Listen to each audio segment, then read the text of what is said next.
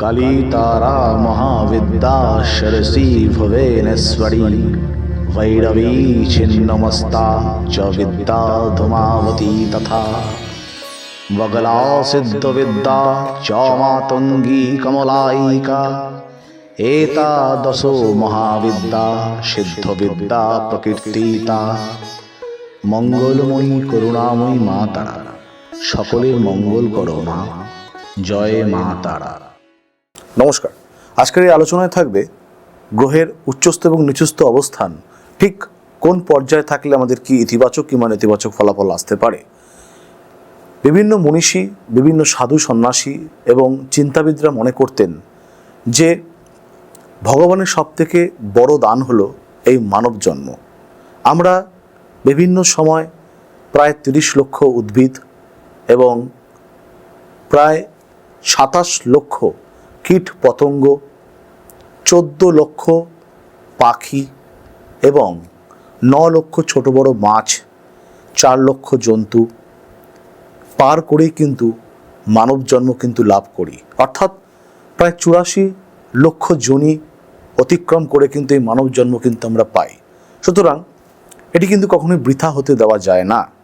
জীবনে প্রত্যেকটি ক্ষেত্রে কিন্তু দুটি মোড় আসে, এটি সঠিক এবং এটি একটু বেঠিক।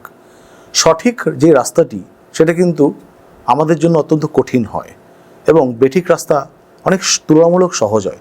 তার জন্য কিন্তু আমরা বেঠিক রাস্তাকেই বেছে নিই। জ্যোতিষের ঠিক এরকম দুটি দিক কিন্তু যদি ধরা যায়, যেটি সঠিক এবং বেঠিক, সবসময় কিন্তু আমরা সাধারণ আলোচনার মধ্যে থাকি, কিন্তু নিবিড়ে গিয়ে কখনো কিন্তু আমরা দেখি না যে পুঙ্খানুপুঙ্খ বিচারটা কী হতে পারে। কোনো জন্মছকে রবি যদি উচ্চস্থ থাকে কিংবা নিচস্থ থাকে কিংবা বৃহস্পতি যদি উচ্চস্থ থাকে কিংবা নিচস্থ থাকে, তাহলে কিন্তু আমরা একটা গড়পড়তা ফলাফলে কিন্তু চলে আসি, কিন্তু তা নয়। সবসময় জানতে হবে এই গ্রহের উচ্চস্থ এবং নিচস্থ অবস্থানটা ঠিক কত অংশ পর্যন্ত কিন্তু হয়, এটা কিন্তু আমাদের জানার প্রধান কর্তব্য। ঠিক প্রথমেই আসবো রবি। আমরা জানি মেষ রাশিতে উচ্চস্থ অবস্থান, কিন্তু জানতে হবে মেষ রাশিতে রবি কিন্তু 10 অংশ পর্যন্ত উচ্চস্থ অবস্থায় থাকে এবং সেই রবি কিন্তু তুলা রাশিতে 10 অংশ পর্যন্ত নিচস্থ অবস্থান। অতএব রবি উচ্চস্থ থাকলে কিন্তু আমাদের ভালো ফলাফল দেবে। ধরুন রবি আমার কর্মের অধিপতিকারক গ্রহ, রবি যে উচ্চস্থ থাকলে ভালো ফলাফল দেবে তা কিন্তু নয়। রবি যদি 10% পর্যন্ত থাকে কোনো রাশিচক্রে, কারণ রাশিচক্রকে কিন্তু আমরা এক একটি রাশিচক্র 30 ডিগ্রি পর্যন্ত থাকে, সেই 30 ডিগ্রির মধ্যে রবি যদি 10% পর্যন্ত থাকে তবেই কিন্তু আমরা ভালো ফল পাবো। এবং যদি তুলা রাশিতে রবি যদি 10% পর্যন্ত নিচস্থ থাকে তবেই কিন্তু আমরা খারাপ ফল, নিচস্থ রবির ফলাফল পেতে পারি। ঠিক চন্দ্রের ক্ষেত্রে বৃষ রাশিতে কিন্তু চন্দ্র 3 অংশ পর্যন্ত নিচস্থ এবং বৃশ্চিক রাশিতে 3 অংশ পর্যন্ত কিন্তু চন্দ্র নিচস্থ অবস্থান। তাই চন্দ্রের কারকতা কিন্তু বিচার করতে গেলে আমাদের 3 অংশ পর্যন্ত কিন্তু বিচার করতে হবে। মঙ্গলের উচ্চস্থ অবস্থান কিন্তু মকর রাশিতে প্রায় 28 ডিগ্রি পর্যন্ত এবং কর্কট রাশিতে মঙ্গলের নিচস্থ অবস্থান কিন্তু 28 ডিগ্রি পর্যন্ত। অর্থাৎ মঙ্গলের কারকতা যখন আমরা বিচার করব তখন তার 28 ডিগ্রি এই অংশটাকে কিন্তু আমরা বিশেষ করে বিচার করব।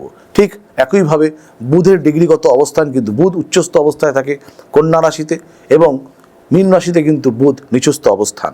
অর্থাৎ বুধের উচ্চস্থ কারকতা এবং নিচস্থ কারকতা, বুধ আমার উচ্চস্থ থাকলে ভালো ফল দেবে কিনা কিংবা বুধ নিচস্থ থাকলে সেটা কতটা খারাপ ফল দেবে, বুধ যদি 16 অংশ পর্যন্ত থাকে তাহলে কিন্তু সেই ভালো ফল এবং খারাপ ফল দিতে পারে উচ্চস্থ এবং নিচস্থ অবস্থানে।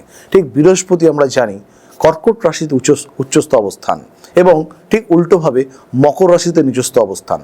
কর্কট রাশিতে বৃহস্পতি যদি 5 অংশ পর্যন্ত থাকে তবেই কিন্তু আমরা উচ্চস্থ বৃহস্পতির ভালো ফলাফল পাবো এবং ঠিক একইভাবে মকর রাশিতে সেই নিচস্থ বৃহস্পতির নেতিবাচক ফলাফল কিন্তু আমরা 5 অংশ পর্যন্ত পাবো। এটাও কিন্তু বিচার্য বিষয়।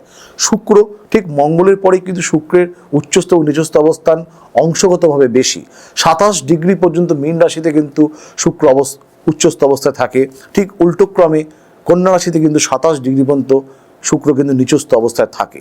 তাই শুক্রের যখন আমরা বিচার করব উচ্চস্থ এবং নিচস্থ, শুক্র মানুষকে ভোগ, দাম্পত্য জীবন, বিভিন্ন রকমের গাড়ি বাড়ি জমি সংক্রান্ত সুখ দেয়। তাই উচ্চস্থ শুক্রের যখন আমরা বিচার করব 27 ডিগ্রি পর্যন্ত বিচার করব এবং নিচস্থ শুক্রের বিচার কিন্তু আমাদের 27 ডিগ্রি পর্যন্ত করতে হবে। একই রকমভাবে শনির উচ্চস্থ অবস্থান তুলা রাশিতে 10 অংশ পর্যন্ত, নিচস্থ মেষ রাশিতেও কিন্তু 10 অংশ পর্যন্ত। উচ্চস্থ শনি থাকলেই যে আমাকে খুব আনন্দিত হতে হবে তা কিন্তু নয়। শনি যদি তুলা রাশিতে 10 অংশ পর্যন্ত অবস্থান করে তাহলেই কিন্তু জন্মছকে তুলা রাশিতে অবস্থান করলে শনি উচ্চস্থ সেটা কিন্তু ভালো ফলাফল দিতে পারে। ঠিক একইভাবে নিচস্থ শনি কিন্তু 10 অংশ পর্যন্ত ভালো ফলাফল দেয়। রাহু 20 অংশ পর্যন্ত উচ্চস্থ অবস্থান কিন্তু মিথুন রাশির ভাবে। কেউ কেউ মনে করে যে কিছু মতে রাহু কিন্তু বৃষ রাশিতেও কিন্তু উচ্চস্থ অবস্থায়, সেটা কিন্তু 20% পর্যন্ত। ঠিক উল্টোক্রমে ধনুরাশি এবং বৃশ্চিক রাশিতে কিন্তু সেই রাহুই 20% পর্যন্ত কিন্তু নিচস্থ অবস্থানে কিন্তু থাকে। কেতু ঠিক মিথুন রাশি এবং বৃষ রাশিতে কিন্তু 6 অংশ পর্যন্ত কিন্তু নিচস্থ অবস্থান। ঠিক সেই কেতু ধনু এবং বৃশ্চিক রাশিতে কিন্তু 6 অংশ পর্যন্ত উচ্চস্থ অবস্থান।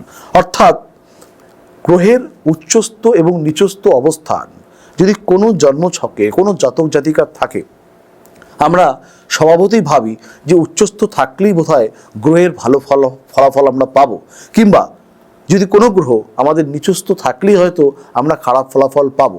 আপনাদের যে অংশগুলো বললাম দেখে নিতে হবে আপনার জন্মছকে এই 9টি গ্রহের উচ্চস্থ এবং নিচস্থ অবস্থান ঠিক কত অংশ পর্যন্ত কিন্তু আছে, তার উপর কিন্তু ভিত্তি করে আপনারা কিন্তু উচ্চস্থ এবং নিচস্থ গ্রহের ফলাফল পাবেন।